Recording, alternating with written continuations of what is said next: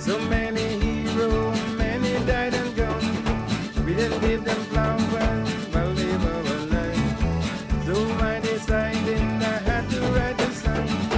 This one for Rolling Way, did it this way. This one for Rolling Way, did it this way.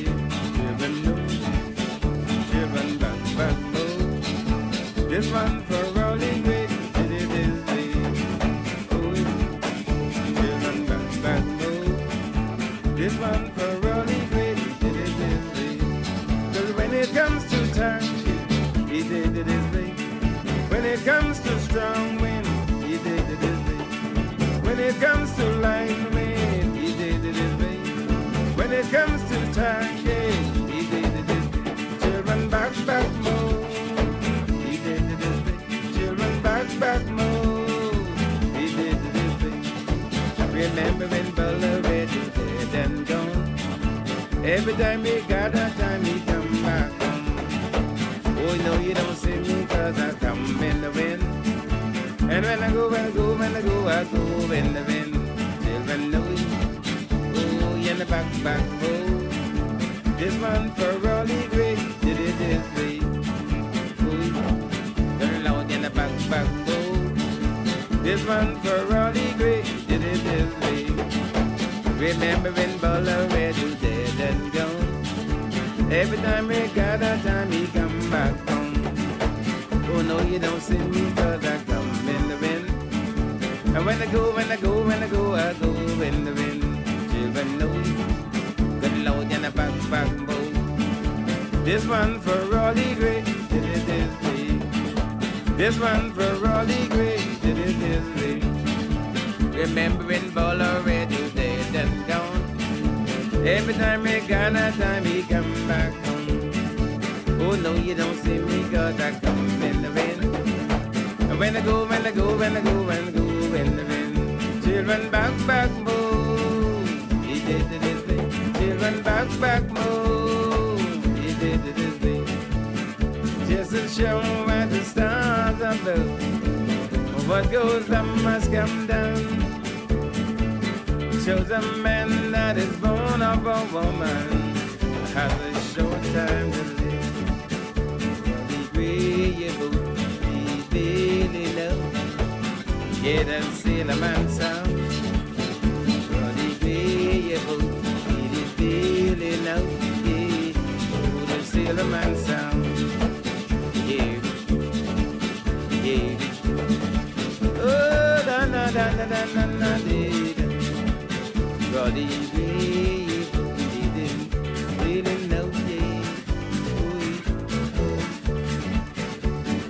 Going back to Wrexham where the native home.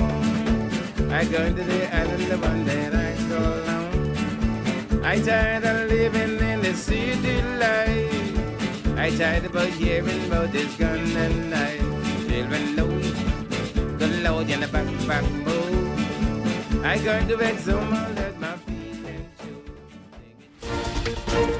Tonight, a U.S. autopsy challenges a Bahamian ruling in a tourist death. The travel advisory could be next.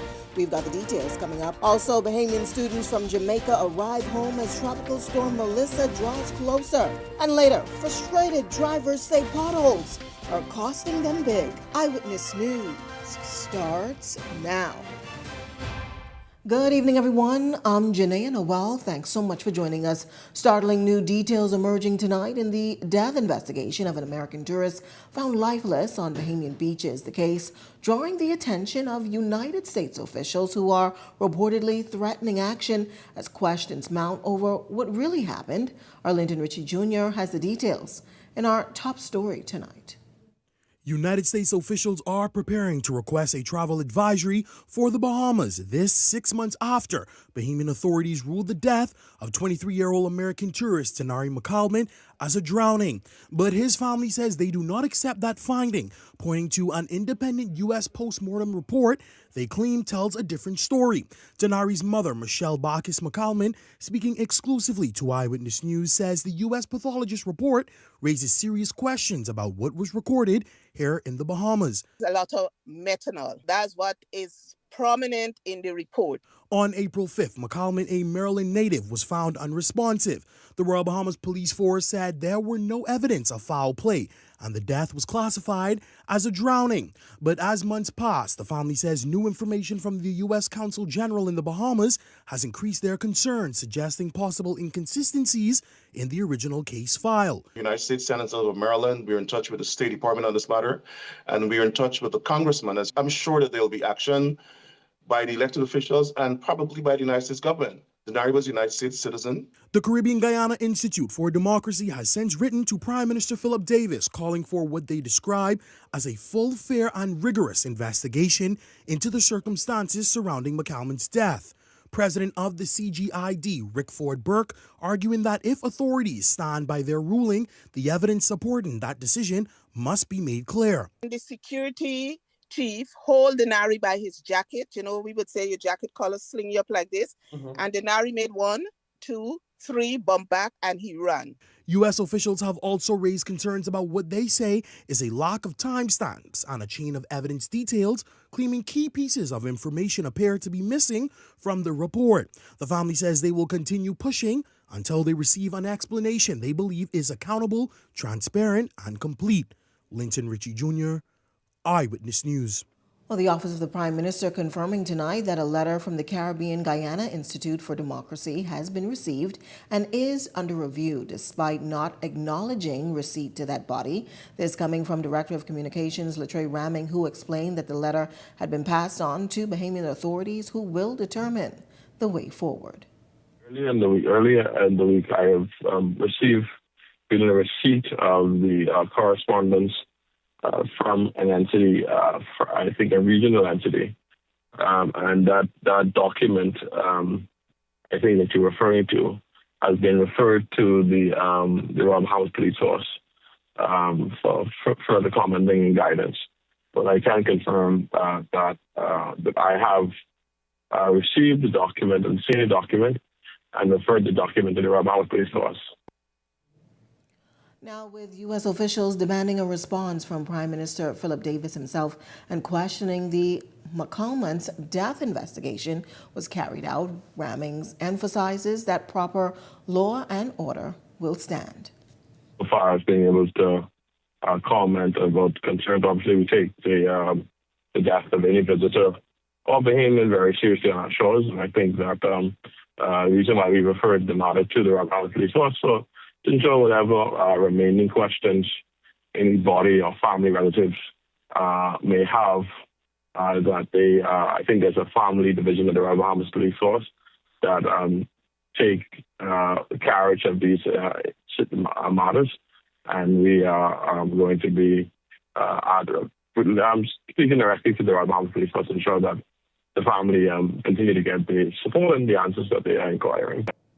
Meantime, Director of Communications in the Office of the Prime Minister, Latrey Ramming, also revealing tonight that the Prime Minister will not issue an apology to executives of the Bahamas Feeding Network and other NGOs. This comes after an audit report revealed that executives were able to account for all funds, despite previous accusations made by the Prime Minister early in his term. Ramming says the government will release an official response soon, but stopped short of saying exactly when.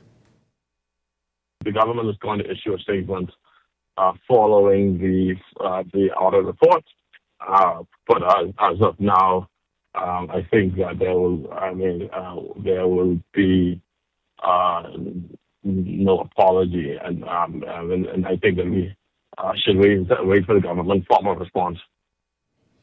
Well, it is Gray's former law enforcement officer owning up to his crimes stemming from a sweeping indictment that threw the country under fire. Our Jose Etienne joining me live in studio with the details on this. Jose?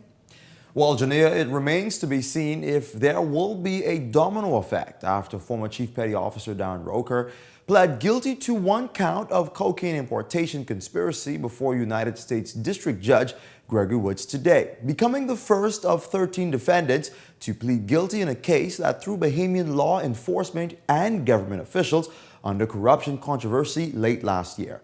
Roker's admission to the crime comes nearly 1 year after he was indicted by United States officials.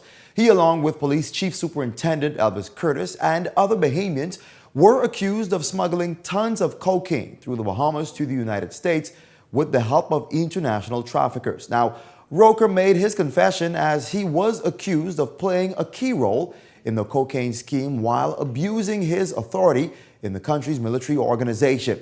Now, this latest development comes as the jury is still out for Curtis and other Bahamians whose freedom hangs in the balance. Previous reports reveal that they were considering pretrial negotiations, which could end up in a guilty plea. For now, we await to see what sentencing will be imposed on Roker. Back to you, Janelle. Thanks so much, our Jose Atienne, joining us live in studio tonight. On to some other news. Potholes causing some serious damage for motorists. Tonight, residents are making a desperate plea for government to intervene. Our Delano Roker is on the story tonight.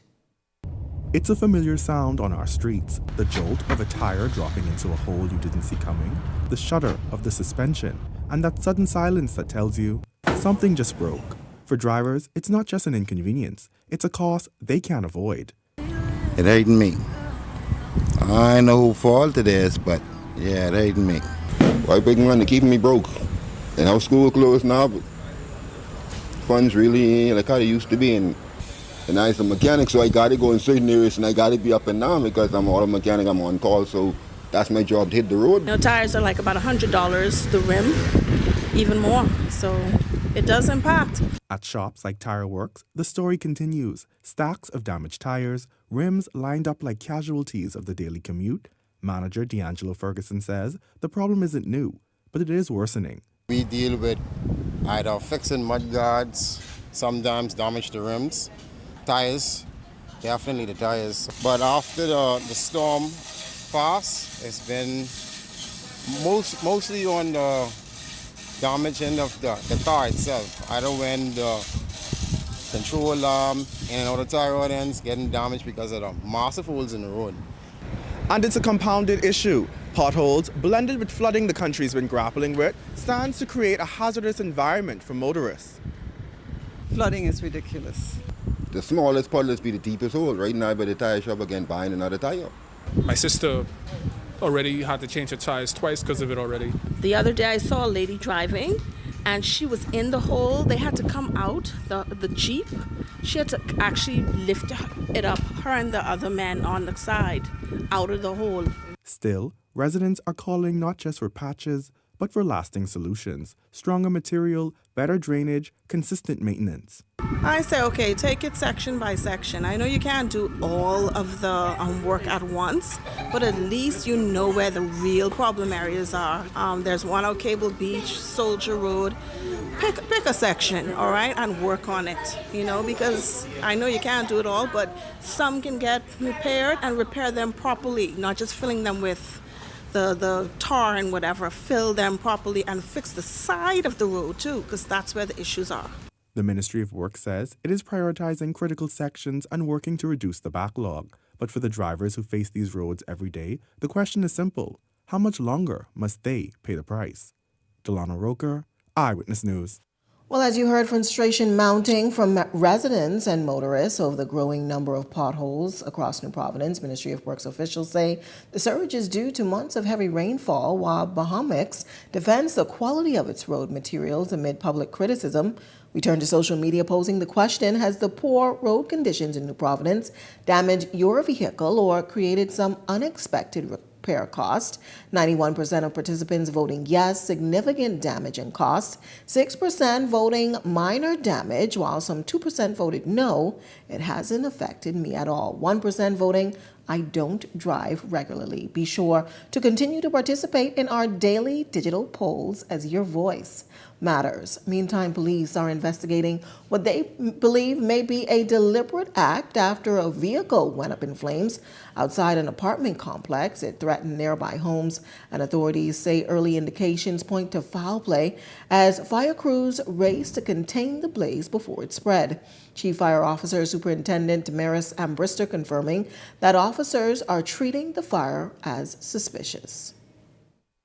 Yeah, what I can say at this time is that On Wednesday, the 22nd of October, sometime around 2:10 a.m., we would have received information into the fire services of a reported vehicle fire in the area of Spikenard, which is off Cotton Road.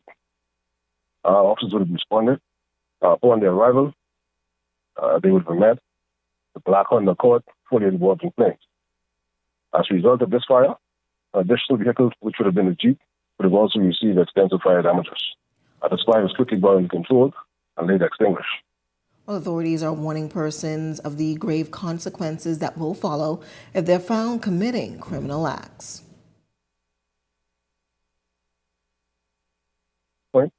Our investigators, you're caught, and we can have conclusive evidence that you would have committed such a crime. You will be brought before the courts.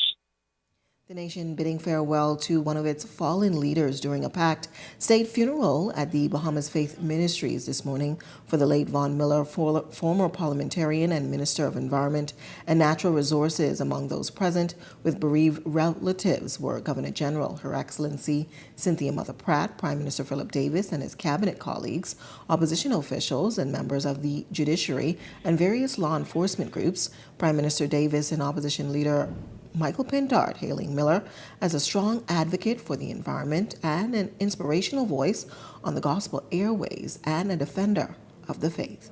He once said that leadership is about lifting the weight off the shoulders of others, not adding to it. That statement is the foundation of a moral vision for leadership. It calls us to remember that policies are not abstract ideas, they are promises made to real people. As Minister of the Environment and Natural Resources, he carried the voice of our islands with dignity. He spoke not only for our generation, but for the generations yet to come. He believed that protecting the land, sea, and air of the Bahamas was a moral duty. He saw in the ocean the reflection of God's abundance, and in the land the inheritance of our children. We believe we ought to know our history and be proud of who we were as a people, especially as an African people whose history had been distorted. He took time to learn his people's history and thought our youth ought to do the same. If you've got a news tip or if you've seen news in the making, call the ION News hotline at 397-6397. We also invite you to send your letters to the editor for publication on all of our social media platforms, Eyewitness News Bahamas @gmail.com. And if you're watching on our Facebook or YouTube page, share your thoughts about today's stories in the comments section. We want to hear from you. We're just getting started in Eyewitness News tonight. But when we come back, one political party is making a call for a fixed election date. We've got that story coming up. And later tonight, Bahamian residents in Jamaica, they're brought home. We've got the details right after this break. Hello, bonjour, hola, hello, ciao. No matter where your passport takes you, BTC roaming keeps you effortlessly connected. Enjoy seamless calls, lightning-fast data, and affordable roaming across the globe. No SIM swaps, no stress. Just one network, working everywhere. So go ahead, explore the world, and still be just a call away from home. Fill up box for all $30. The new KFC fill-up box, serving 6 juicy pieces of chicken, 4 buttery biscuits, crispy fries to share, and 12 premium original recipe KFC nuggets, all packed into one crave-worthy box. So dig in and do whatever the crunch you want with the KFC fill-up box. Only at KFC, it's finger-licking good. Bahamas is all about Alpha Songs, 25 years of greatness. Kesty Band is going to be there to celebrate. You don't know. Them just want to jump. Don't tell me about work in the morning, unless we're talking hard work. Talking hard work. Talking hard work. Hello. And I feel like I just win $1 million.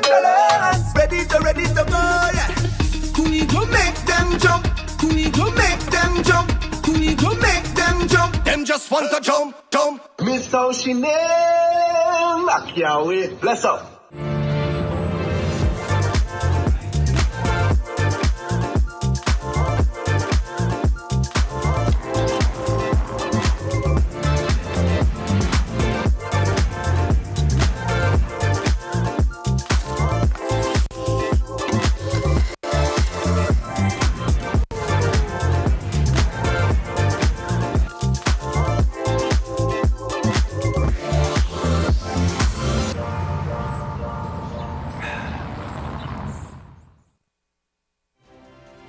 This segment of Eyewitness News is brought to you by EV Motors Fleet Sales Division.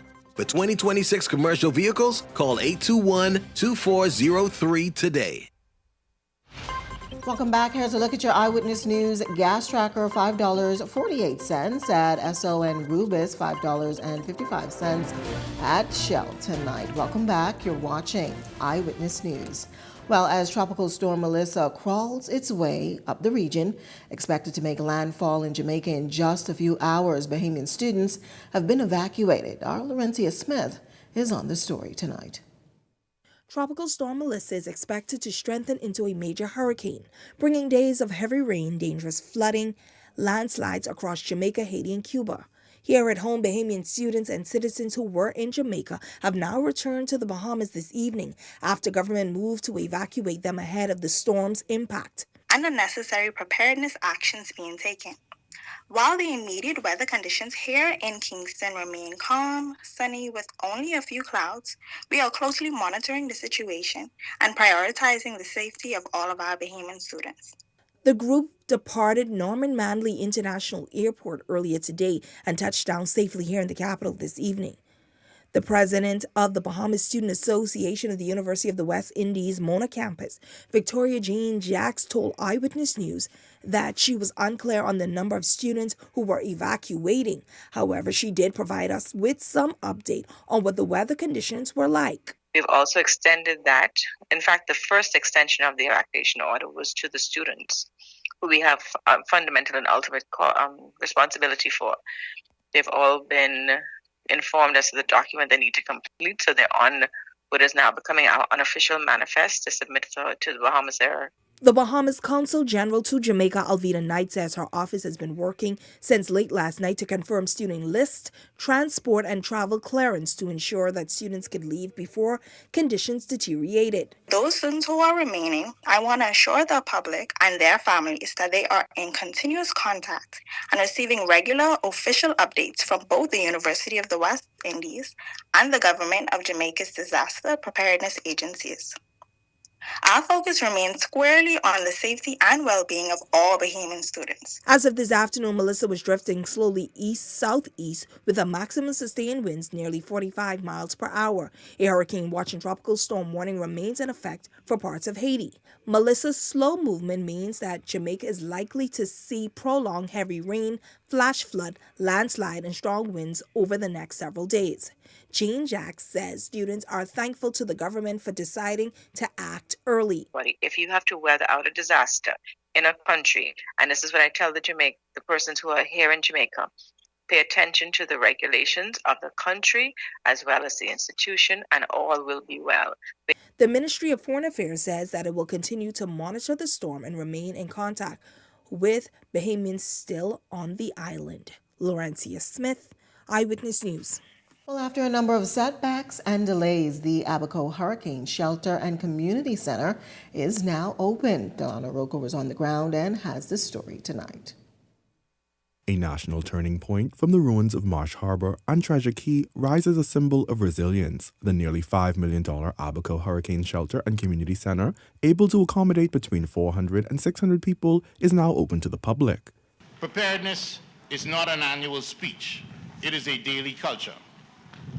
My friends, this is how nations heal. We turn lessons into laws.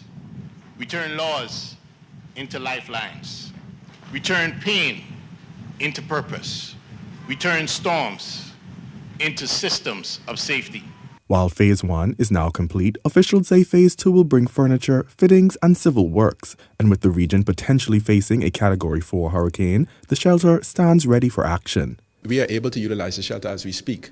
However, the final punch list item should be finished in a month. The contractors advise us that they will be out of the space within the next 4 weeks. And so, we have the capacity to be able to, through the shelters that are already on the shelter listing, to accommodate if the need arises. The project was made possible through collaboration and investment from the Indian UN Partnership Fund, the Embassy of the People's Republic of China, and the United Nations Development Program. a true example of international commitment to climate resilience. This is an example of a program among many that we have in the Bahamas at the moment, where we mobilize finance and resources from donors across the world, global funds, bilateral donors, to actually achieve the goals of Bahamas under Vision 2040 and otherwise, to try to really fill some of the gaps, including that gap in addressing climate resilience, which is getting more and more severe every year. Meanwhile, with $17 million designated to the Disaster Emergency Fund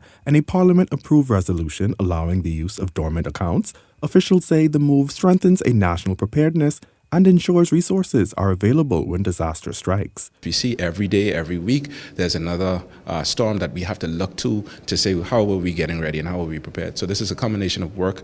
Some of it we have drafted from the authorities' end. We have drafted, presented to the central bank governor, where the fund will be managed in conjunction with the authority. And so we're happy that is a milestone date. A lot of our Caribbean counterparts are looking to do the same. Here in Abaco, a strong line of defense against hurricanes has been built. The Abaco Community Center and Shelter is open to the public, and officials say they're ready for any incoming storms. I'm Delano Roker, Eyewitness News. Meantime, a local religious leader condemning what he calls a proliferation of gambling houses. This as government cracks down on liquor licenses across the country. Bishop Delton Ellis says such issues posing a threat to the upbringing of the next generation of Bahamians. He's urging government to consider the ramifications of this reality while they take action against alcohol vendors. Well, when you talk about the liquor store, the other thing I believe, if I remember correctly, that they also said that gambling houses would not be in communities or near school or churches. That don't seem to be the case to me, because there are a number of them I see across the street from churches. And there are a number of them that are in communities. And so with that freedom, there are so many 30-day liquor stores in our countries where people are selling right out of their home that I think we have to consider. If alcoholism is a problem in our country, if it alters in our country, then we need to take another look at how we are providing it. And that is to make sure that it's not that accessible to our school kids, and particularly within our communities. Well, leader of the Bahamas Constitution Party, S. Ali McIntosh, is calling for a fixed election date. McIntosh arguing tonight that a fixed date would help in producing more quality candidates who can adequately prepare for the campaign trail. We can always go with late summer before we go back to school. That's a good time, even though it's during the hurricane season. But we are for a fixed time for campaigning. So not this long, drawn-out time in which candidates have to spend so much money because they are on the campaign trail for more than 9 months to a year. Most people cannot afford that. And are we just looking for superstar candidates? Or are we just looking for the rich? But when it comes to legislation, we need people with the quality of character. We need people to come forward who have something to contribute to the country regarding legislation, wisdom, knowledge. So we can't just make the campaign all about money and whether only those with money is going to survive the campaign. McIntosh says the BCP has long called for election reform and believes before the country can move to a fixed election date, there are several constitutional changes that are required, starting with a move to a republic. Which is an extension of the time that people have to nominate, an electoral commission, an integrity commission in which candidates are evaluated before they go forward. Not that the commission, the electoral or the candidates commission will actually deter people, but at least we will make sure we have the best people going forward. And those commissions will actually screen to some degree and make sure we're not putting forward candidates that are not qualified based on the Constitution. But the primary thing of a set election date is the primary need and the primary thing that brings institutional integrity to the whole election, because when we have to wait for the prime minister at his discretion at any time to call a date, it is a very lackluster, lack of integrity process. Well, a major announcement. The parliamentary commissioner has announced the advance poll date for the Golden Isles by-election. It will be held on Monday, November 17th of this year. Under the Parliamentary Elections Act, both overseas voters and special voters are eligible to participate in the advance poll. Persons wishing to vote as overseas voters must submit a Form J application within 7 days of the writ of election being issued, making the deadline October 30th. Some important dates to remember for Golden Isles voters. Special voters must also submit Form K applications within 14 days of the writ's issuance, with a deadline of November 6. Now, all applicants must meet the required qualifying criteria under their respective categories to vote early. The writ of election for the Golden Isles by-election was issued on October 22nd. The election day is set for November 24th of this year. Well, the Coalition of Independents gearing up to launch its next batch of candidates this Sunday at the party's headquarters. Party leader Lincoln Bain confirming that candidates for the Fox Hill and Nassau Village constituencies will be officially ratified during the event. Speaking with Eyewitness News, Bain says the COI is preparing a full slate of candidates to contest the upcoming general election, adding that he's pleased with the caliber of individuals who will represent the party. We've been in the battlefield waiting for our competitors to show up. And so we've been ready. We have ratified our candidates early. We've been knocking on doors. Not everything we do makes the news or social media, but we've been knocking on doors and touching the hearts and minds of the people on the ground. And we're going to continue to do that. We're going to ratify 2 more candidates on Sunday at our headquarters, and these are 2 qualified persons that we believe in and that can bring the change this country needs to see. Bain telling Eyewitness News that the response from voters has been overwhelming, not just here in the capital, but across the Family Islands as well. At this time, the Coalition of Independents holds 1 seat in Parliament. That's Central Grand Bahama, which is currently being represented by Iram Lewis. You're having complaints of not having a morgue, proper clinics, ambulances, fire trucks, basic needs. Roads need to pave. Everything is falling apart except for tax collection. And so if we want this to work, we have to bring a change. The Family Islanders love the idea of island states and city government. That means the money that you make on your family island stays on your family island. You pay a royalty to the central government so that they can operate central government duties. They love that. And city government means that they're going to actually run their affairs and have an actual budget from their island state to do so. So Family Islands are catching on to that, and I think if they're smart, they're going to vote for that. Meantime, a fringe party opting out of the upcoming by-election. Leader of the Joshua's Source Party, child activist Patrice Hanna-Carey, says the party is focusing on preparing a carefully selected candidate aiming to make a strong impact in the upcoming general elections.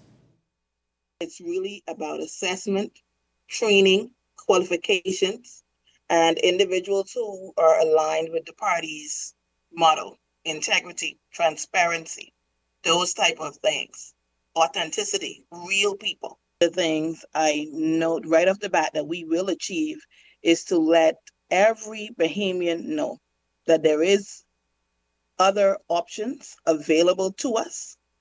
There's no longer a gerontocratic system where we have to keep recycling the same individuals, the same minds, and the same ideas, and also sticking with the same type of profiles. Right now we need, I confess, I am learned, but it's not all about being learned. It's about being natural. It's about being people-centered. Carey says she will be contesting the Freetown seat in the upcoming general election, emphasizing the need for stronger representation and greater support for the people in that community. Not only every constituency, but the sectors of the constituency. There are polling divisions in each one. It may be middle class, it may be upper class, maybe the wealthy, maybe more inner city. And so we have to, what they're asking for is for people that will be able to meet those individual needs, people that can understand, representatives that will understand that I'm from the inner city. I need you to relate to what's going on with me. I may need a little more food. I may need a little more assistance. We don't need any more individuals that come in with the mindset that it's just about Parliament and not necessarily about policy. Policies are what the people need, efficient, effective policies, but those policies that are grafted towards that demographic in particular. Meantime, residents of Grand Bahama are being given the opportunity to explore the future of finance in a hands-on community-focused setting. The Future of Pay Community Forum aims to empower islanders with digital literacy and financial security, with residents still using traditional banking methods. Felix Poe Jr., the Economic Development Committee chair at the Grand Bahama Chamber of Commerce, says this event comes at a critical time. Banking has gone from bank books to paper statements and now digital formats. And of course, everywhere people are aging, and you have a certain segment of your society who requires a bit more care and concern. And we decided to opt to have the governor come and speak to us about the economy and also the financial work that they've been doing. So they're bringing all of their banks to showcase their digital products that they have to offer. It will be a community forum, which is called Digital Pay, and it's also in partnership with the Clearinghouse Banks Association and DigiPay. So this will give residents in Grand Bahama an opportunity to get first-hand demonstrations of what banks have to offer, online platforms, the new banking trends, and just overall trying to go from a more cash society to cashless and being more comfortable with using these various products and services. Also taking the stage, representatives from the Bank of the Bahamas, Fidelity Bank, Canoe, the Teachers and Salaried Workers Credit Union, FCIB, and Commonwealth Bank. Each institution will provide some insight into digital tools. For us, personally, from the Chamber of Commerce, we thought this would have been important because this is a form of consumer education. See how comfortable transactions can be done and even more secure, I would say, and safer in their homes, because you still have people frequenting the ATM machines at night. You still have people doing drop-off and transactions late at night. So, again, for us, it's a consumer education push. For the central bank, it's just informing the citizens that, hey, these banks are regulated by us. These are the products and services that they offer, and we want you to be a part of this. Still to come in Eyewitness News tonight, Bahamar and Scotia Bank, they're fusing up for an art show and culinary fest. But first, here's a check on tonight's weather forecast.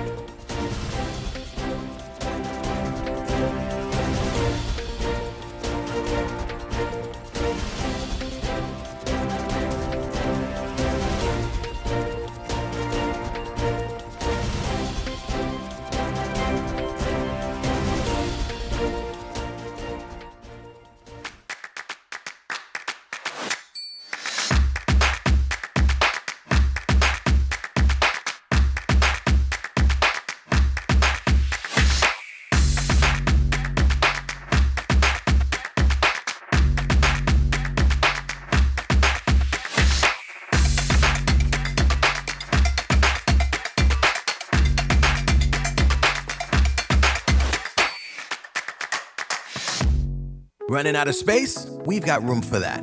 Welcome to Skyline Storage, your trusted self-storage solution. Skyline Storage offers units from 5x10 to 10x30, climate controlled or standard dry. Perfect for home or business. Located in Westfield Commerce Park, Western New Providence. Your belongings stay safe with gated access and 24/7 surveillance starting at $175 a month. Reserve, pay, and move in online. No phone calls, no paperwork. Visit SkylineStorage.com. Skyline Storage. Storage made simple.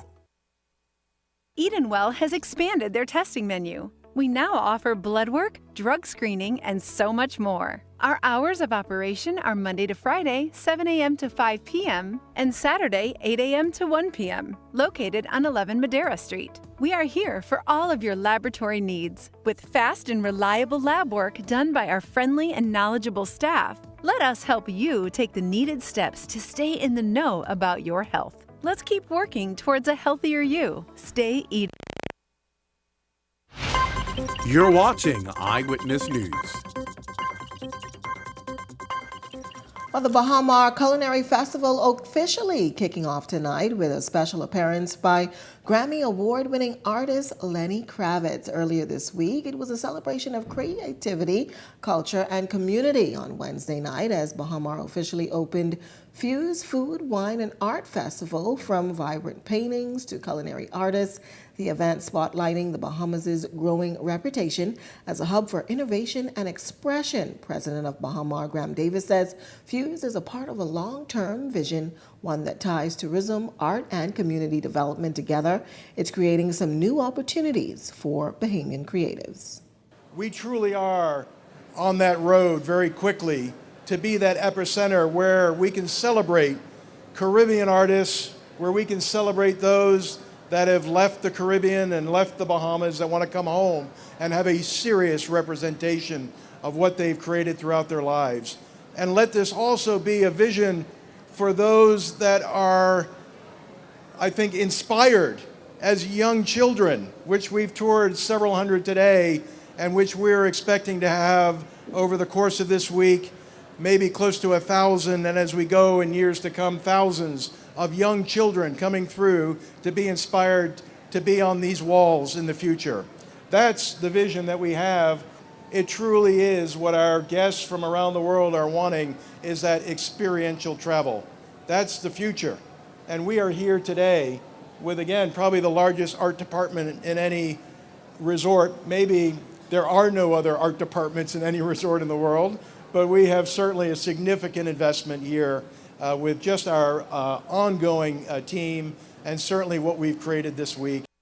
Well, it's some big developments for the local art scene. Executive Director of Arts and Culture, John Cox, announcing major news for Bahamian artists as they prepare to take their work beyond our shores. And here at home, plans are already underway to invest even more in the local talent. We're going to start another residency program that kind of focuses again on community. It's the Fuse residency program. We have a studio that we're developing in Gladstone that is something that's going to give visibility and opportunity to young creatives that are not only Bahamian but who come from the region. So we're very excited about what we're doing there. We have been, through the Ministry of Youth, Sports and Culture, we have been accepted to participate in the 2026 edition of the Venice Biennale, which is a major exercise. So next year, May, we'll be in Venice. If you're looking for us, if you need to find us, we'll be in Venice. With all of that, we just have so much to be excited about and to be proud about in this moment. Well, still to come in Eyewitness News tonight, our Laurencia Smith, who is celebrating a birthday tomorrow. She has your latest check on sports right after this break. And happy birthday, Laurencia.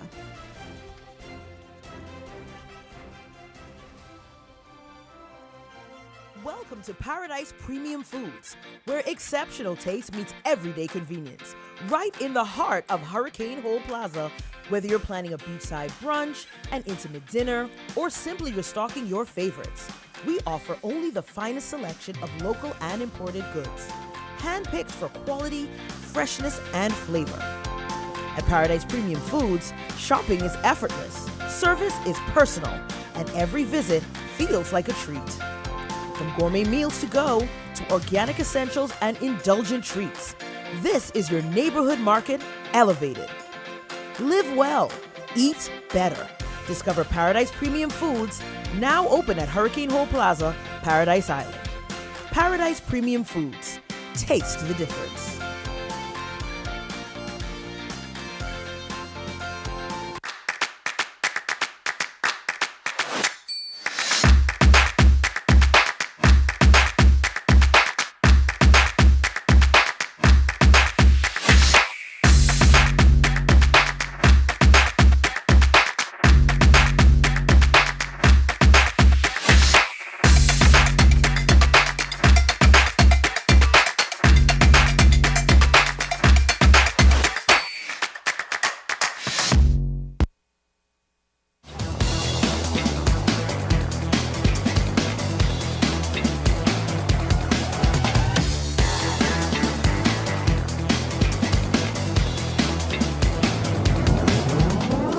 Eyewitness Sports is brought to you by 103.5 The Beat.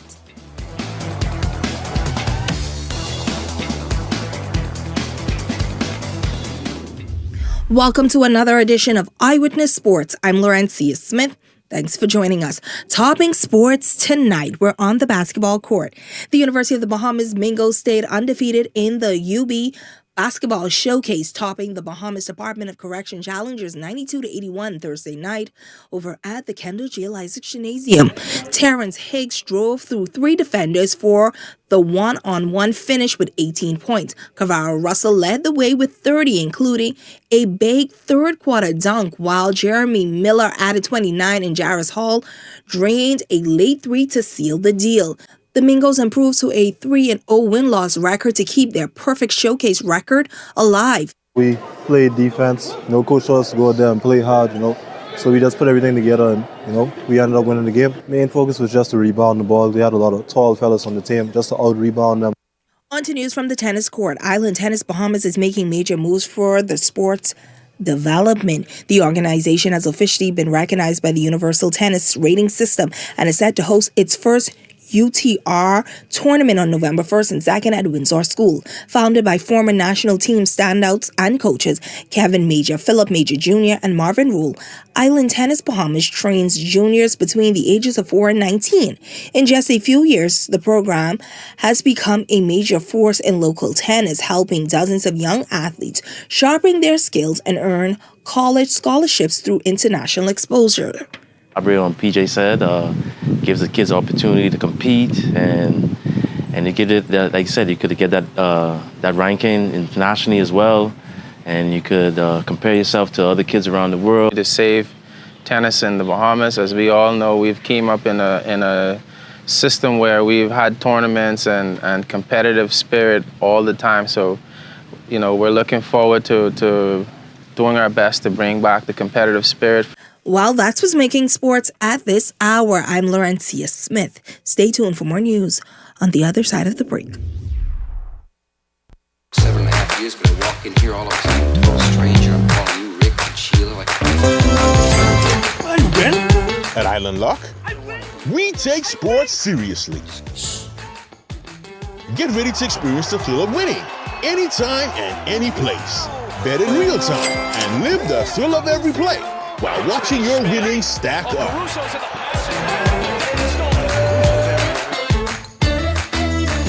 It's your chance to score big with fast payouts and a world-class experience.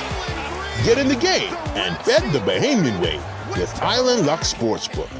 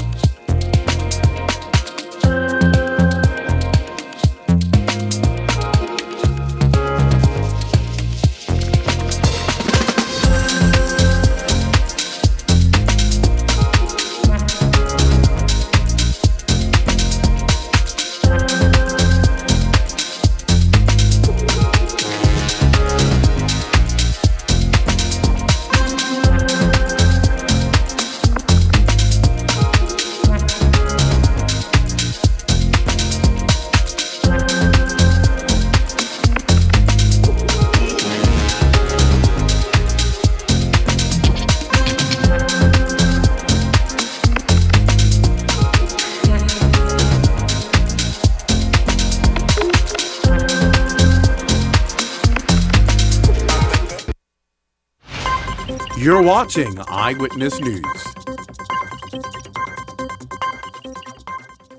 Well, that wraps up news this Friday, but coming up and Beyond the Headlines with Shanique Miller, it's a look at all of this week's top stories, a show you don't want to miss tonight. That's coming up in Beyond the Headlines that starts right after this. And if you're not doing anything, head on over to Bahamas for the Culinary Fest. Also a show you don't want to miss, and that wraps it up for us at Eyewitness News. It's certainly been a pleasure having you in our company tonight. On behalf of the entire news team, I'm Janae Nawal saying good night, be safe, and have a great weekend, everyone.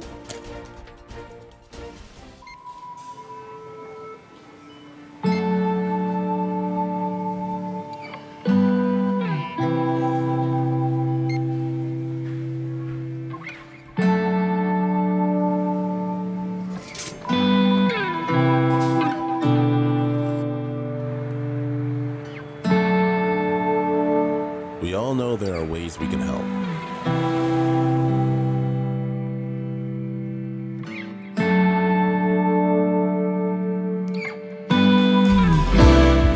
Your help can go even further.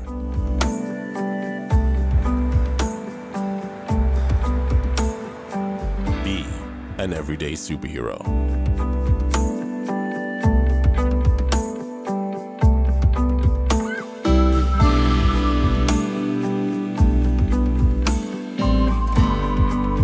Donate to Hands for Hunger.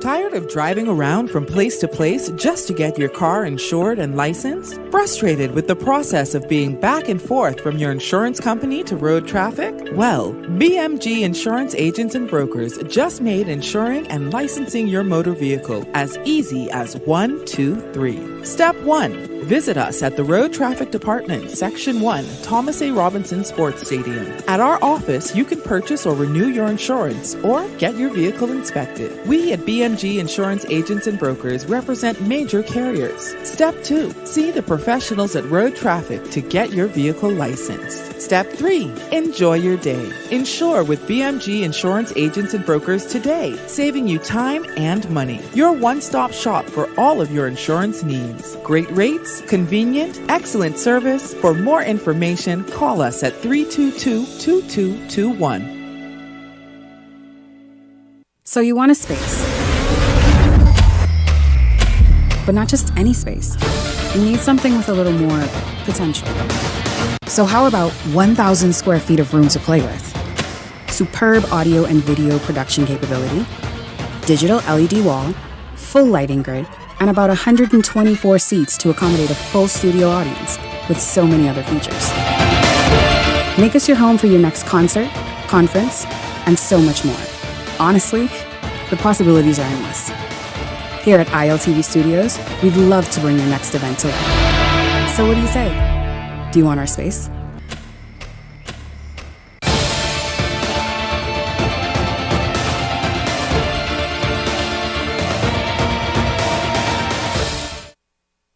The thoughts, views, and comments expressed by the hosts, guests, and callers on Beyond the Headlines are not necessarily those of management, ownership, or production unit of the Verizon Media Group. Beyond the Headlines is a production of ILTV Studios and cannot be reproduced or represented in part or entirety without express written permission of the Verizon Media Group. Beyond the Headlines is the intellectual property of the Verizon Media Group. Copyright 2021.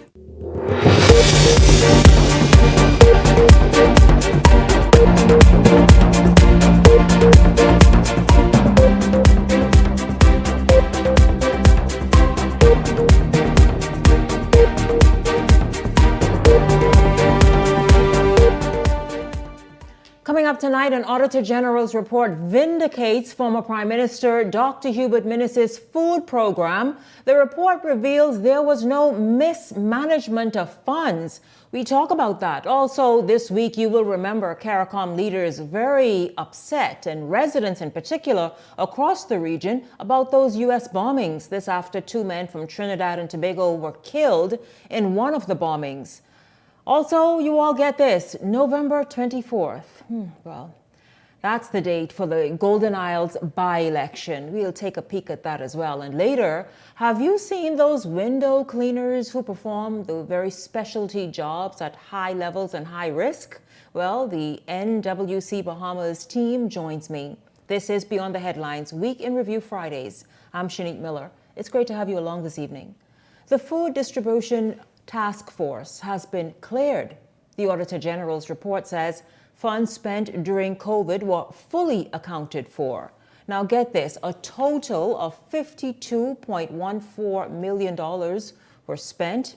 Some $2.82 million were returned to the Treasury.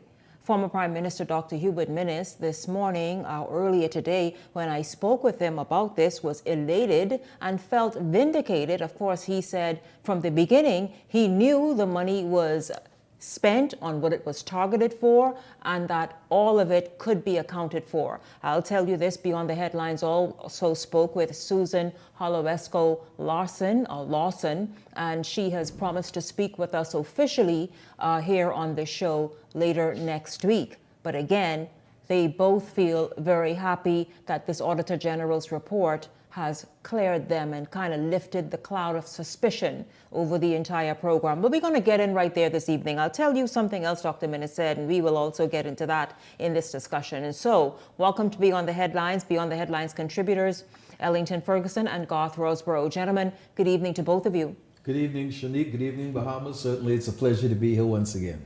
Good night to all. What a great day it was, and hopefully everyone is safe and secure tonight, and looking forward to a great weekend. Absolutely, gentlemen. You all heard that I just read. That was headlines early on in this administration, and still a cloud of suspicion hanging over. Listen, what happened to the food program? Was all that money necessary? Did Susan Holowesko Lawson do what she was supposed to do with the money? Did she spend it on where she was to spend it to? She was the wrong person to manage the... Listen, we heard all these various things, and most of them, if not all, made headlines. Your thoughts about what this Auditor General's report revealed?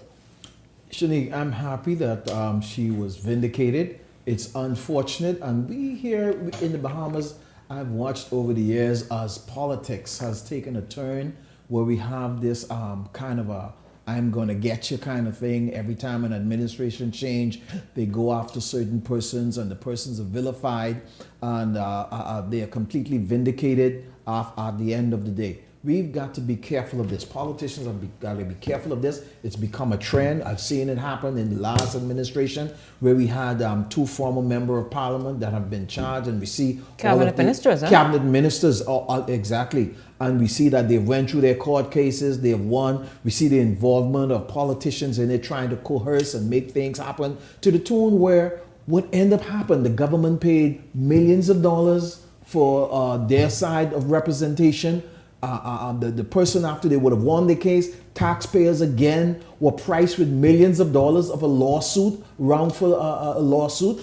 And so we've got to be careful of this. And here's this woman, a Bahamian citizen, and during COVID, that was a task to work to provide food for Bahamians across the country, and for her to be blamed, not only just blamed, arrested, spent time in a cell for the work that she'd done, and to be completely vindicated by the audit that clearly states that she have clearly expended all the food, everything and was accounted for. Money. Money was accounted for and returned. This is sad. This is not good for Bahamian politics. We don't know what the next step is going to be, but we've got to be careful what we do. We've got to be careful of how we handle the taxpayers' money to be able to have to go into all of these things. We don't even know whether a lawsuit is going to come or not from the good lady. I'm so happy that she's vindicated of wrongdoing, and I hope that we can look at these things and be careful when we're going to levy charges against people and make sure there is a case. Don't just do it because that's your opponent, that's the other side.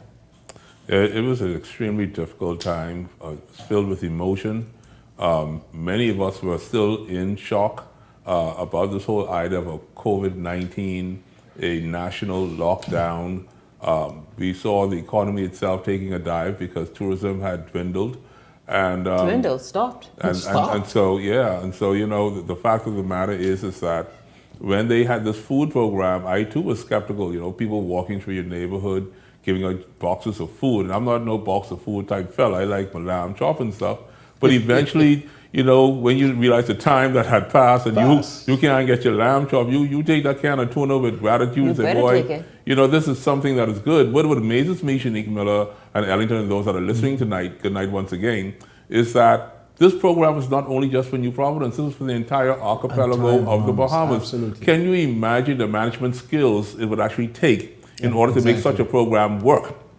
And now to find that the Auditor General says, you know what? Not only did you do a good job, you did a great job, every dollar accounted for, even with the return of monies vested to feed the families of the Bahamas. I say kudos, kudos, kudos.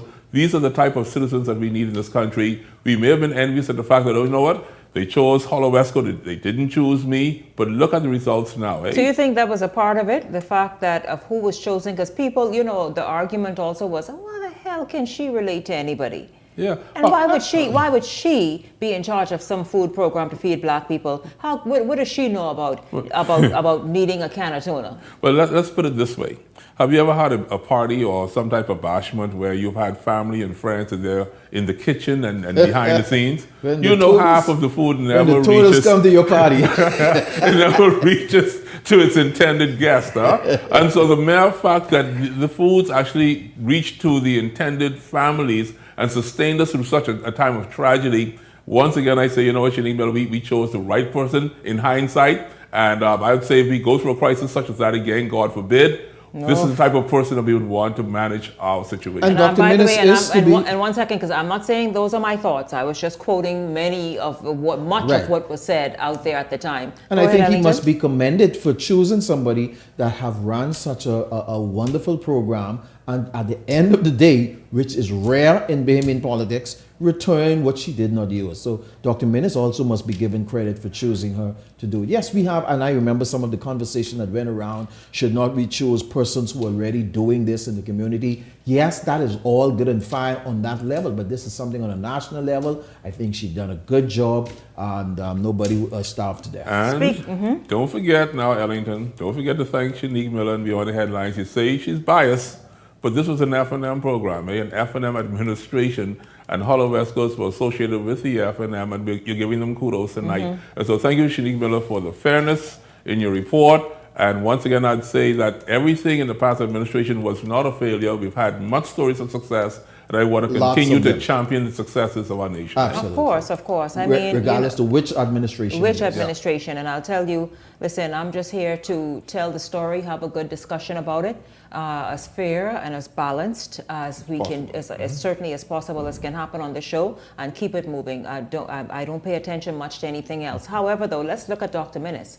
Dr. Minnis also was saddled with this burden for a minute. He felt as though, my God, did I really mismanage this money? Was this money? Did I make a mistake? What was going on? Of course, he felt from the beginning, according to what he said even today, and he said in the media many times, as you all know, even from the floor of Parliament, listen, he did nothing. This food program was the right thing to do at that time and was necessary. It was managed properly, and because this Susan was more or less, let's say, an independent figure in all of it, she would not pick and choose and show favoritism of who gets what and who doesn't get it. No, she would ensure that it is evenly and properly dispersed. Absolutely. So Dr. Minnis also said he felt, though, kicked to the curb, neglected, abandoned, scorned, even by his own party. What do you all think about those thoughts of Dr. Minnis during all this time that the heat was on him and all these question marks were over his head in terms of that food program? The greatest downfall for Dr. Hubert Alexander Minnis that I've found, Shanique and Ellington, is in his public relations. There's so much more to the administration that we've never even heard about. The negativity that was actually being spun at such a time, those 4 years, that was tumultuous. But if you really took the time to understand, appreciate, research, even have a conversation, you'd be amazed to know the feats that were actually overcome during the administration of that 4 years. And so, Dr. Minnis, I say, you know what, I know what you did. I know you did some great things. But if no one knows about it, no wonder why people in your party now want to fight against you, and they actually have a case, because no one knows what actually took place. You sure the people around the table didn't know what was people happening? around the table but knew. Garth, even here, for example, let's public here. doesn't know. You all know me well enough now that if you hear something out there on me, I would like to think you would defend me. Absolutely. Even if you're not knowing the whole story. He felt, this is what he felt like. He felt like, dang, he was there made to face on his own something that he knew was all well-intentioned, and for at the time, based on all the uncertainty in the world, in the best interest of the Bahamian people. Shanique, and even as you use the illustration about us knowing or hearing things out there about you and us knowing you, I would have to be, number one, surprised that you did it when the truth come out that it did happen. And I would have to apologize to those persons who are accusing you. Because when you know a person, you were inside, you defend them to the T. If they have done something, yeah, well, I'm surprised that, yes, she actually done this. And so to say this, I've often wondered Why is it, and it speaks to a level of dishonesty, why does the present party kind of wants to run away from everything, a lot of good things that was done in the last administration? They only seem to want to identify with it. In this case, when this food audit program comes out, then everybody want to release press statement and talk about, oh, what a good program it was. It was a good program from even the time when they were being investigated. And it's unfortunate that nobody attempt to defend the former administration, to defend some of the good things, to defend programs like this food program. Everybody seems to want to run away from it. To lose an election in the Bahamas doesn't mean that everything that was done was wrong. That's not necessarily the case. Bahamians vote government out for varying reasons. A lot of time for personal reasons, some reasons which really is not legitimate. People vote an administration out. And so for you to run from everything that you have supported, that you have passed resolutions and you've bombed and chaired on the desk about, and to just run away from everything is disingenuous in my opinion. The greatest question mark in this situation, Shanique Miller, is not from the Progressive Liberal Party.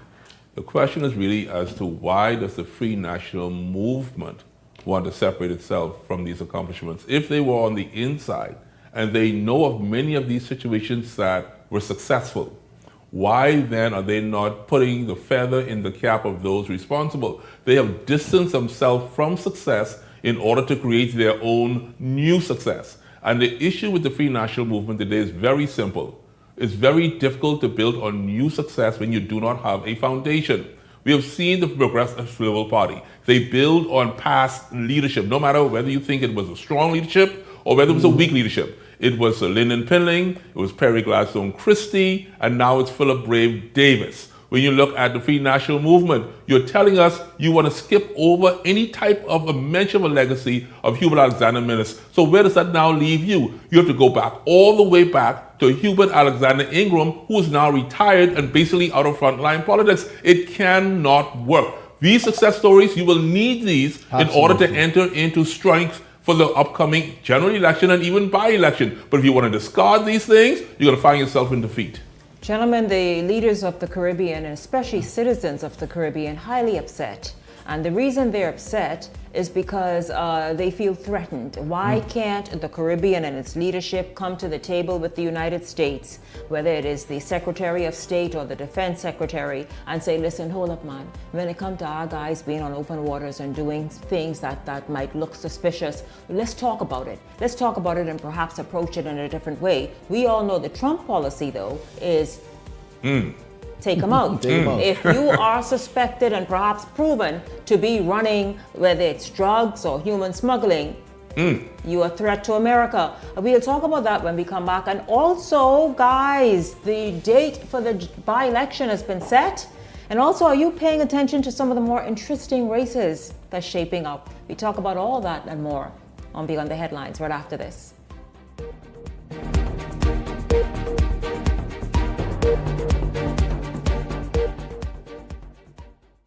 Welcome to Blissful Escapes, where luxury meets affordability. Whether you're seeking relief from aches and pains or simply looking to indulge in some well-deserved pampering, relax and detox in our infrared sauna.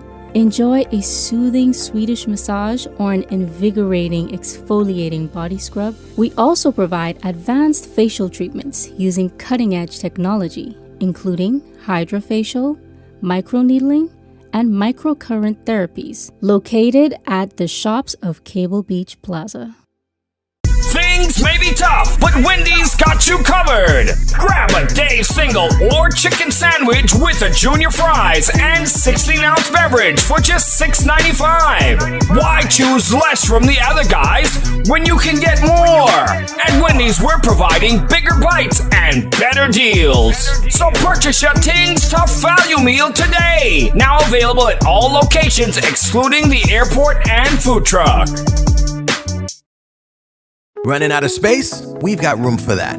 Welcome to Skyline Storage, your trusted self-storage solution. Skyline Storage offers units from 5x10 to 10x30, climate controlled or standard dry. Perfect for home or business. Located in Westfield Commerce Park, Western New Providence. Your belongings stay safe with gated access and 24/7 surveillance starting at $175 a month. Reserve, pay, and move in online. No phone calls, no paperwork. Visit SkylineStorage.com. Skyline Storage. Storage made simple. 7.5 years, but I walk in here all of a sudden, total stranger. I'm calling you Rick and Sheila like. At Island Lock, we take sports seriously.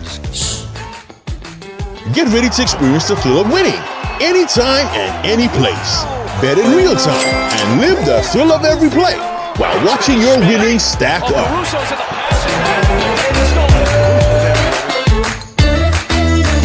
It's your chance to score big with fast payouts and a world-class experience. Get in the game and bet the Bahamian way with Island Luck Sportsbook.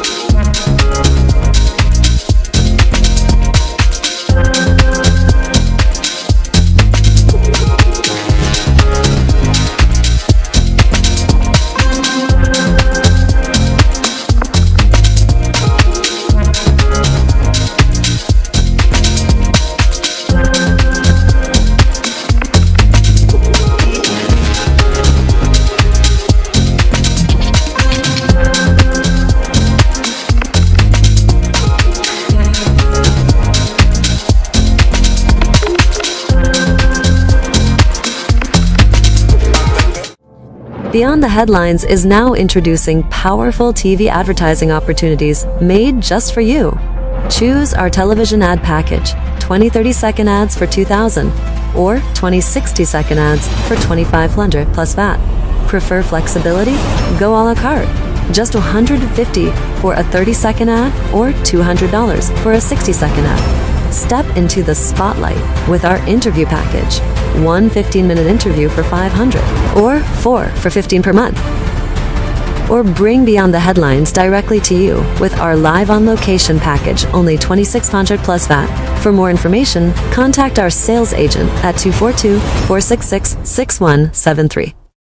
This segment is brought to you by EV Motors Fleet Sales Division. For 2026 commercial vehicles, call 821-2403 today.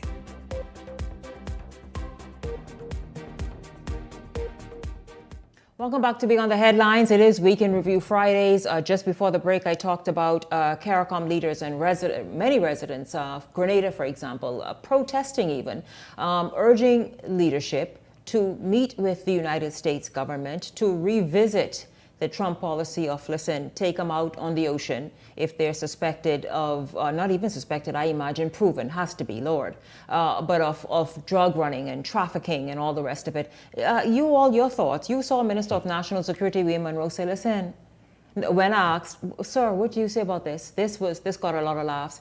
He said, what do I have to say? If a nation wants to protect itself and the way it wants to protect itself based on all that's been happening with regards to drugs and all the human trafficking we see what's going on towards that nation, well, they will do what they need to do. But what I will say to Bahamian people, stay off of go-fast boats. In the immediate, I would agree with the minister. However, I agree that the leaders in this nation, including in this region, including the Bahamas, should have already come together. They should have already approached Washington, trying to find out what kind of intel Washington have, trying to get some kind of information so they could have an understanding as to what's going on. We hear that the U.S., the Trump administration has unleashed this war on drugs, and they're going to do what they got to do. But we need to just not sing in our homes or sing to our media. Go over there into Washington and find out what kind of intel, what kind of information you have. This is terribly frightening, just even to hear of this, Shanique Miller. As a boatman myself, I got to try to find a way to slow my boat down. I don't think You better not go fast boat. I don't think I'm going to go too much faster. I think I better slow down. Don't package the fish. Keep them open in the boat. Keep them fish open. But you know what? I do appreciate the word communication that you use, Shanique Miller, because I do recall sitting here that when it was the issue of the foreign workers here in our country from Cuba, the medical staff, there was an encouragement for a discussion just about the workers who were here, how they're being compensated, and that we were being unfair to these workers. That was a conversation. And so because the conversation was necessary then, I agree with you, Shanique Miller, we must now have a conversation about this situation. And so I would say geopolitically, yes, CARICOM needs to come together, and yes, this conversation must take place, and a report given so that we can know how best to govern ourselves when we go in the ocean. How best, though, is, listen, those nefarious activities, those ones right Yes. there. Mm-hmm.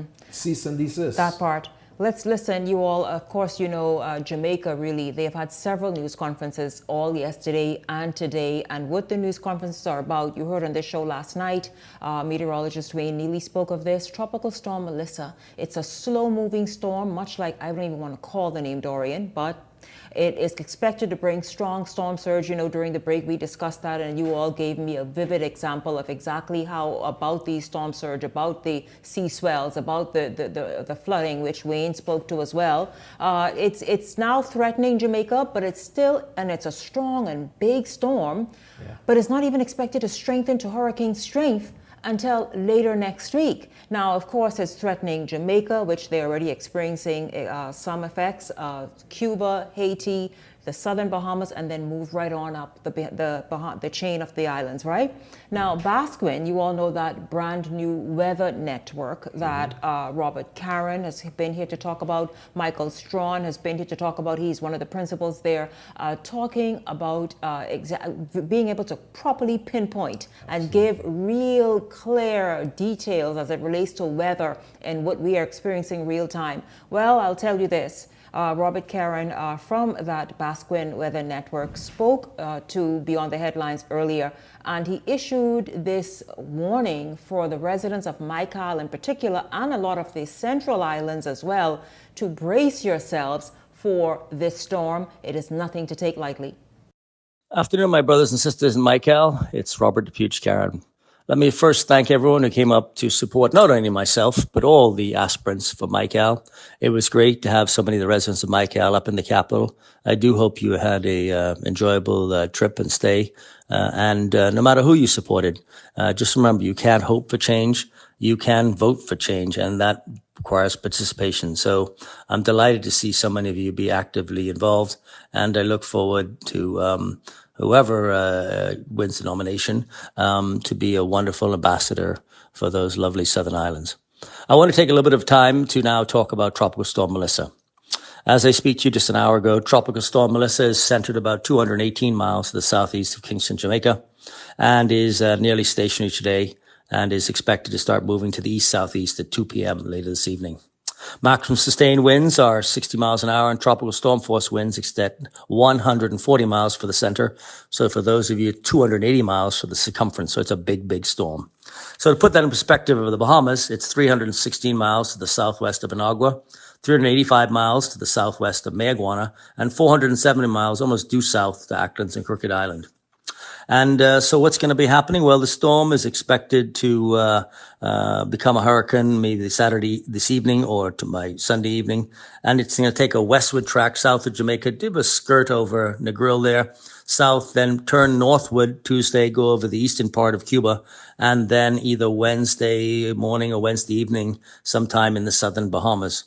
And while the exact track is a bit of a challenge, we do know the intensity.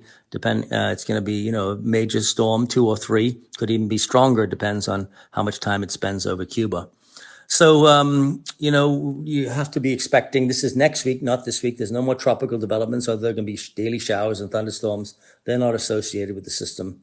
But then building Tuesday night, Wednesday, you can have widespread thunderstorm, heavy rainfall, gusty winds, tropical storm force winds descending into hurricane storm force winds. And so, of course, there's Robert DePuch Caron speaking very authoritatively based on the fact that he has this, insight through Basquin, the Basquin Weather Network. Your thoughts on one, that network strengthening our meteorological department, but also the fact that, listen, residents really take this seriously, all of us. First of all, Shanique, this is a breath of fresh air for the islands in that area. They get direct and quick reporting and very clear and concise reporting on these storms. And in time past, these storms sort of crept up on them, take them by surprise. I think this is a breath of fresh air for that region. I must praise again the work that Robert Karen and his group is doing in that region, and that will consequently serve the entire archipelago of the Commonwealth of the Bahamas, and so he's to be praised for that. And I want to advise all of my friends and family in Michael, Auckland, Crooked Island, Long Key, Meguana, and Inagua to please pay close attention. This is a huge storm. It's massive, and they give all the predictions of what and the timelines, and things can happen. Sometimes you hear these things and you don't understand the severity until it's upon you. And so we want you all to take all necessary precautions. My family that's in Lovely Bay, please. They talk about heavy flooding. The last time Lovely Bay was cut off from during the last storm. So I want you all to move to higher ground and find whatever necessary hurricane shelter. And let's play this one safe. Let's be careful. Well, I'm a huge backspin fan. I'm like now the #1 fan of this particular agency. The vision that it has for the entire country, I want to say kudos. It's very unfortunate for those people who want to tie it into our national politics. This is no time for us to be political about progress. This here is a game changer. This is Bahamian Renaissance at its best. And the mere fact that we can now track storms even within 5 minutes of whatever development that is about to take place, that is tremendous. This particular storm is a rain dumper, a water dumper. It dumps a lot of water, so what it means for Jamaica, Shanique Miller, is that Jamaica's going to have a lot of mudslides. Mudslides, Haiti the mudslides as well. in Haiti the same way, those mudslides, that's the real danger right there. As for you people in the Bahamas, flooding is going to be your issue. If you are living in a low-lying area, now is the time to make amends with the family members that you just basically tipped off and say, you know what, forgive me please, but I need to move in for a couple of days because the water is coming and I need to get to high ground. And so just go ahead and recognize your nearest shelters. And then go ahead, folks, like Shanique Miller said today to us, pray, pray, pray, Bahamas. This is going to be a big one. Absolutely, prayer. Listen, you don't do it without praying. I want to quickly move on to this next topic. Looking at interesting races, many people have watched the Fox Hill race as it continues to kind of. We know the two candidates already for the Progressive Liberal Party, incumbent Fred Mitchell, for the Free National Movement, Dr. Nicholas Fox. You all, this race has taken every twist and turn imaginable, from social media and dances and challenges, and Dr. Fox taking just really redefining what campaigning is, and then of course Fred Mitchell at the weekend on a huge, I don't know if you all would know the kind of motorcycle it was, but your thoughts on this Fox Hill race? Well, Shanique Miller, first of all, don't you ever say to us, if we are your backup singers, you'll put us on the show. Because I ain't showing up. I think I can do that because I ain't no dancer. I think Dr. Fox say I can give each one a hot dog if you all can be my backup singers. And I thought it was AI for a moment because his move, the way he moving, listen, was a whole different thing. But can we do that? Perhaps if No, I would invite dancer. you all back on the show if you all be my backup singers. Yeah, Leslie and Ellington, they can go and dance. I have no part in that. Leslie tall, he got long legs, he'd be a better dancer. So we'll watch him. But what is interesting in this race is how entertaining Dr. Fox is. And I know he sat on this show with you as well, Shanique, but he's very entertaining. And then we saw a whole attitude shift in Fred Mitchell. I don't know if you saw that. But Fred Mitchell all of a sudden just did not attack simply, but he now became more approachable. He's now intent in his movements in Fox Hill. I saw him walking into some Jonglou shacks with the Congos. And so everyone is paying attention to detail. Dr. Fox gives 4 air conditioning units. Fred comes and says, my Chinese friends, I need a whole central air unit, So this race is going to be the race of races to watch. And I don't think anyone can rightly say as yet who's going to be the victor.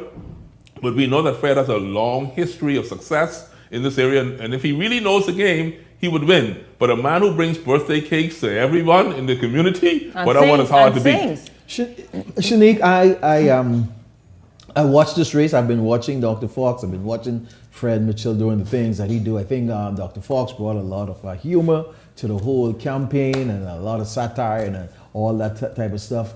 I've seen, like God mentioned, Fred Mitchell. He's been very focused on his campaign. I think he's taking it very serious. If I were to give an analysis, I think Fred Mitchell is still going to be the man for Fox Hill.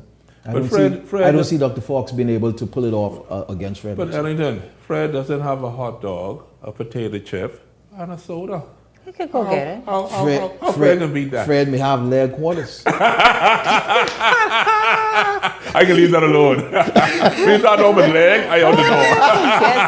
Don't get your hot dog then. Don't get your hot dog. I don't want no hot dog. That's such a silly thing, a silly saying that people say on the streets. Don't get your hot dog then. Justin, if we are out of time, let me know. But Southern Shores is looking quite interesting, and not even we know who the F&M candidate is, but the PLP hopefuls are making it quite an interesting watch. But there's a female that has just entered into the aspirant race, Shanique Miller. Of which constituency? Possibly Southern Shores. I got a communication on Saturday. Is she somebody who just started a show? We know her very well. Is she just someone who just started on a show? Well, we know Shanique. But don't put our friend out there like that yet. Let's just see what the PLP has to say. You either come talk to me or I tell the people who you are. Is she in the legal profession? Oh, yeah, but you know. Is she in the legal profession? She's legally entitled. Hey, listen, Southern Shores, our eyes are on you. We've always said, Danley Penn, you're out there doing your thing. We know of those other O.B. Roberts and we know of Clint Watson. And if this female does show her face, this is actually going to be a contest to watch. We're all strong individuals, and may the best one win. From start to end, Southern Shores is going to be a very interesting race to watch. From the hopefuls all the way through election. Denley Penn has been in there. She's been on the ground. She's a formidable candidate. She's doing wonderful things. She's a wonderful person. And so she's the PLP's candidate is coming behind. We're looking at O.B. Roberts and Clint Watson right now. Two good candidates in there. And that is heating up between those two. And now third person is being heard to be introduced in there. It's going to be a very, very interesting race to see how they match up. Who comes out on top to go against the candidate on the other And in the side. last minute that we have the by-election in Golden Isles, we know it's the 24th of November. In fact, 1 month from now. What needs to happen? What do we need to hear or see or feel from these prospects? Work is happening on the ground. In terms of identifying the strongest candidate, we all basically know who we know to be that person. There's a new candidate coming from the Progressive Liberal Party. It's now a race unique between the party of choice, the leadership of choice, but the person of choice is more clear to many people. And if the new person entering this race wants to be that selected individual, he's going to have to make himself known in a big way and very, very quickly. And so just take this as just a word of advice. It's not over yet. You still can win, but you do have a hill to climb. That's the way Golden Isles is now looking. The Progressive Liberal Party, Shanique, is going to look to solidify itself in Golden Gates. They're going to look to Golden Isles. They're going to look to retain that seat at all costs. We're not sure whether the F&M is going to run their candidate. They has their person that was already slated for Golden Isles. We're not sure whether they're going to run. We know the COI has got their person in there. They're campaigning. Yeah, and so this is shaping up to be a very interesting race. I'm sure that all parties, the COI that we know that you're forgetting the DNA. So we heard from the COI guy on the show this week. We've not heard from the DNA. We've not really heard from the PLP's person or the F&M either. Now that you mentioned that, Shanique Miller, sorry, Ellington. Now that you mentioned that, I do anticipate there are going to be 1 or 2 independent candidates as well coming to that race. And so what I want to encourage you all to do is to visit Shanique Miller here on Beyond the Headlines. We need to know who you are. Politics is not cheap. You got to put your money here on the table. Let's see your face. Let's hear what you have to offer and what you have to say. Let us make a determination from now if you're a person to consider. We do not want to waste time in Golden Isles. Gentlemen, fantastically put. Thank you both very much, Ellington Ferguson, Garth Rosborough. Thank you very much for an incredible hot topics, always opinionated, never short on words, and that's what they do here. And of course, we love hearing the thoughts of the people and what they're saying. We'll continue to follow that tropical storm, by the way, as it makes its way over Jamaica and Cuba, and of course headed in our direction. We will certainly continue watching that. Don't go anywhere though. When we come back, we're going to shift gears in just a moment. Stay close.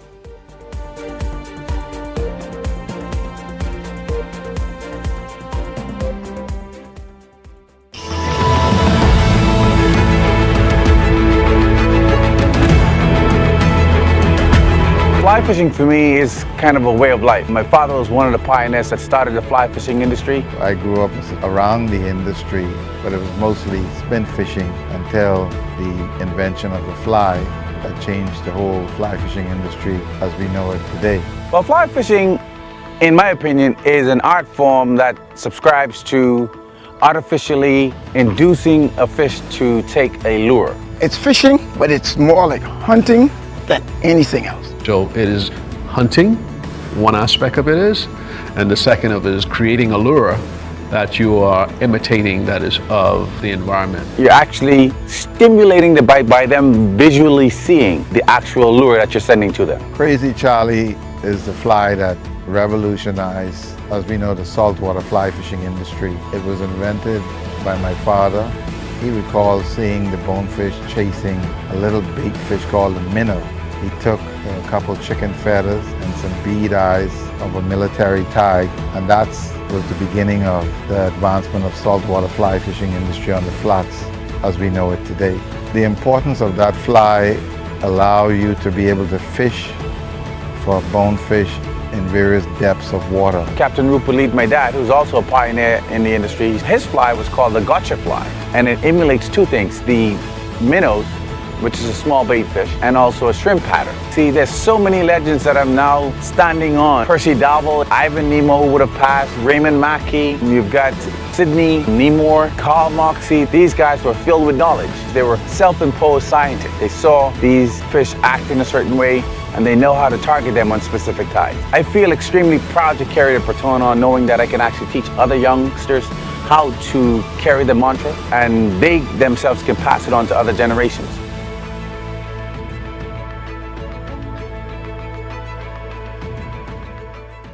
So you want a space, but not just any space. You need something with a little more potential. So how about 1,000 square feet of room to play with? Superb audio and video production capability, digital LED wall, full lighting grid, and about 124 seats to accommodate a full studio audience with so many other features. Make us your home for your next concert, conference, and so much more. Honestly, the possibilities are endless. Here at ILTV Studios, we'd love to bring your next event to life. So what do you say? Do you want our space?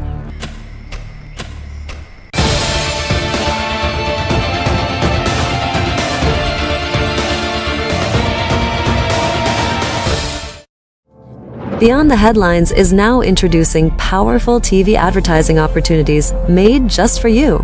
Choose our television ad package, 20 30-second ads for $2,000 or 20 60-second ads for $2,500 plus VAT. Prefer flexibility? Go a la carte. Just $150 for a 30-second ad or $200 for a 60-second ad. Step into the spotlight with our interview package. One 15-minute interview for $500 or 4 for $15 per month. Or bring Beyond the Headlines directly to you with our live on location package, only $2,600 plus VAT. For more information, contact our sales agent at 242-466-6173. This segment is brought to you by EV Motors Fleet Sales Division. For 2026 commercial vehicles, call 821-2403 today.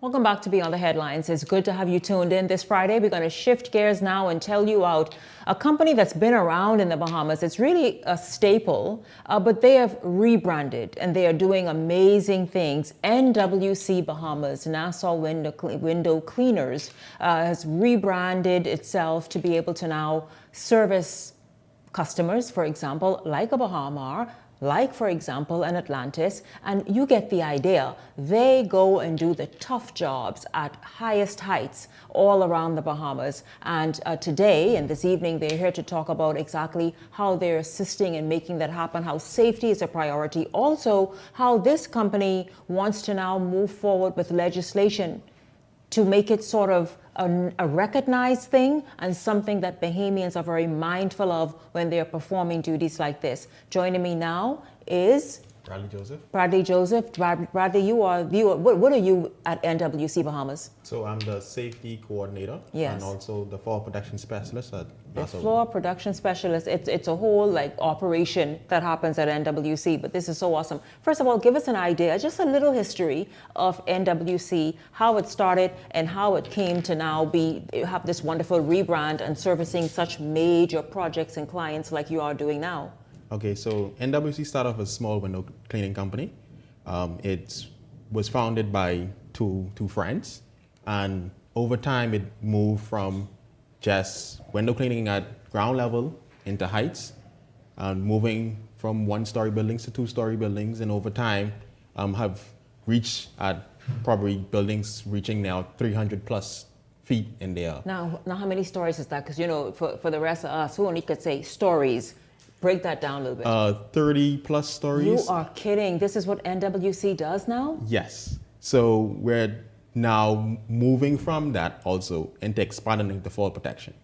So, fall protection? Yes, fall protection. People with these specialty design floors, you're saying you also work on that to keep it in good tip-top shape for the customer? Yes, so it's customers that has anchor points and various fall protection devices and systems already pre-installed, engineered to have swing stages and use rope access rope. So we inspect those, we also install those, and we give also our consultation. So this is for major events, it appears? Yes, major events, major hotels, major properties, we provide those kind of services. Okay, so let's talk about how it is that you all scale, as up to 30 floors. We know we don't have 30 floors, I don't think, in the Bahamas. We do? We kind of near there? Near there. Yeah, I know there's a resort. I won't call the name. There is a resort that does have that, I think may go up, maybe not quite there, but close enough. Near there. How do you even manage that? Because you are the only company in the Bahamas that provides this service, highly skilled, obviously extremely technical. How do you even manage that? What does NWC Bahamas do? So first, we believe in education. So it requires the guys to be trained at high levels. That within itself dictates our safety policies, the way we do things, how we manage risk. If the guys don't understand what they're doing at that high skill level, there could be tragic accidents. So we emphasize education, we emphasize training. So we have these guys trained at international levels. So your team, you don't Yes. just pick any, somebody can't come and say, hi, I'm looking for a job. No. And I'm available to work. No. They are scrutinized, obviously, and then trained abroad Yes. to be able to perform the service. Perform the service. So when they're trained and they're very, very skilled, we have a division manned by our chief rope access technician, and they, together along with myself, we create various policies and guidelines that actually outlines how the work should be carried on, the safety measures should be in place, and what also the client need to have in place in order for the service to be provided. So give an example of what a client would come and asking for, and then what it is you look for to ensure that it's in place before you and your team go ahead. So the client would probably we'd require from the client certification documents, some documents that are provided by an engineer or maybe a qualified person stating that the fall protection system in place is up to standard. It's also inspected by a competent person. When we have those documents in place and we get to review those documents, that's when our team then goes on to do our risk assessment on the field, make sure everything's in tip-top condition before we go over the building and make our attempt to either paint, pressure clean, clean windows, facade maintenance, you name it. So we make sure that the client have those documents in place before we move in and do our work. But also, if in an instance where a client don't have those documents in place, we also provide that service where we could come in and create that space where before our guys come in and do that work, or in the situation where an anchor point can't be installed, our guys are trained at highest levels to perform various tasks or use other techniques to go around that barrier. So it's a two-part service, whereas for mega organizations that could afford that upfront cost, they could actually pay for engineered design systems. But if they can't afford it upfront, we also have our team that are trained to go around that barrier and provide the same tip-top service, but using different techniques. I often wondered, for example, those buildings that go up multi-stories. Yes. How do they maintain? And now you're letting us in on some industry secrets, because how are they looking freshly painted, washed, scrubbed, pressure cleaned, the windows nice and clean? Like, how are they managing that 7 days a week?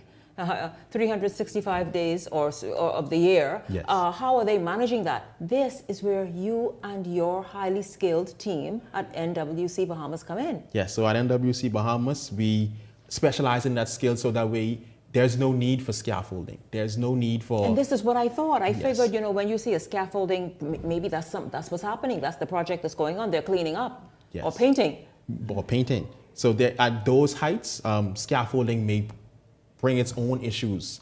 Maybe it doesn't look great on the establishment to have that scaffolding, to have that there for the longest levels. while, yeah. Exactly. So this presents a much more palatable solution for those problems. This is good. Yes. So you're mindful of the investment, the business, and also, of course, the safety of you and your team. Yes. The skills of it. I guess the fact that you want to also operate in the best possible time frame while doing the job right. Yes. Okay. So what else can you tell us? So this is quite unique.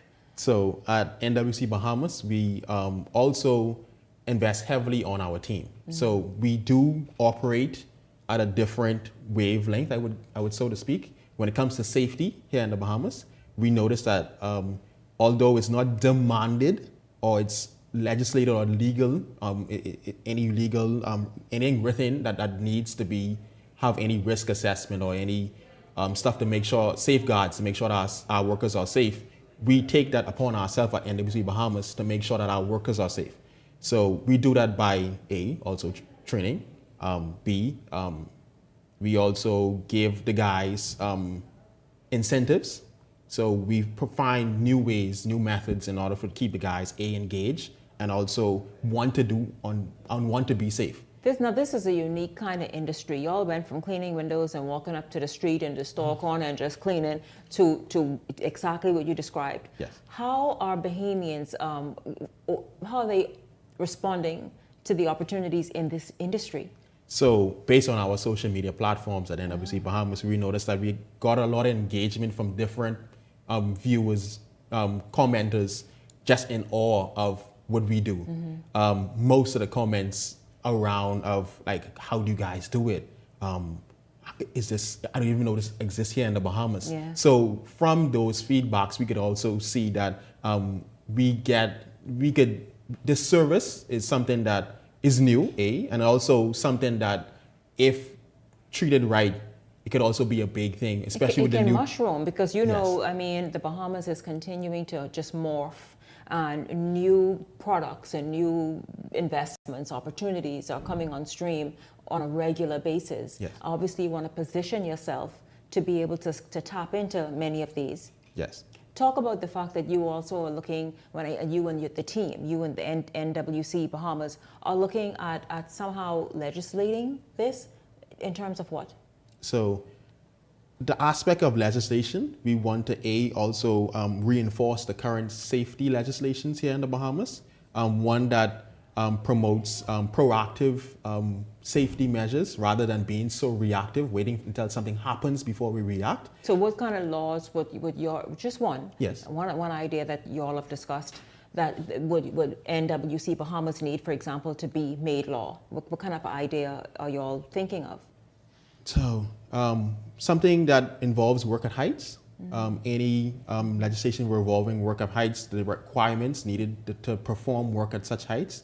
Also, maybe enforcement agencies, the development of a new agency that goes around and enforce safety practices at construction sites, at various areas. So the formulation of legislation and enforcement agencies to do so would also bring about a great, not just enhancing safety for the Bahamas, but also ensure that each organization and industry ensures that their safety, their workers are safely protected. And you all are obviously mobile, meaning you can go anywhere in the Bahamas. Yes, anywhere in the Bahamas. Where have you serviced already? So we have predominantly been in Nassau. We haven't serviced a lot of the family islands as yet, but that's our goal, that's our intent. Yes. We've been looking into Freeport, especially with that industrial space, that open space, those high silos, and they're about to introduce even more. Exactly. Yes. So over time, we would like to move into that, tap into that space, provide those services.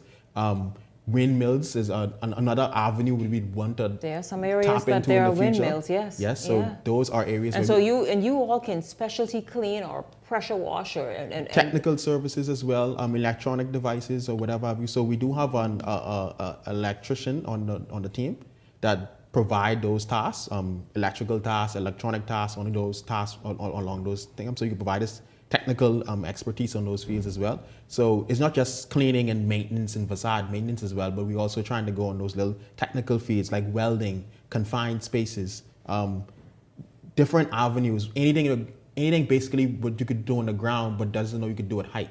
So any type of fields like carpentry, you have paintings, you have because those things are not required at anything, I often say it, construction has so evolved in the Bahamas. We see it elsewhere. We all love HGTV and we love to be in awe of the end result. Now that those demands are here, people know you just can't pick up a nail and a hammer anymore and feel as though that's enough. There are services like yours that are now in demand because people are requiring just a bit more. They want the aesthetics to look pleasing. And sometimes it requires an NWC Bahamas to go at varying heights, provide varying services, as you've said, and help bring this dream that many investors and business owners and perhaps even individuals have to have in their minds. Yes. So it was once a field that was kind of dominated by, I guess, foreign entities or foreign parties that would most clients would want that service, but would have to seek foreign parties and contractors to come over to provide that service. We see the need. We noticed that there was a gap, and NWC Bahamas is trying to fill in that gap. So that way, you no longer have to pay absorbing amount of money to get those same services.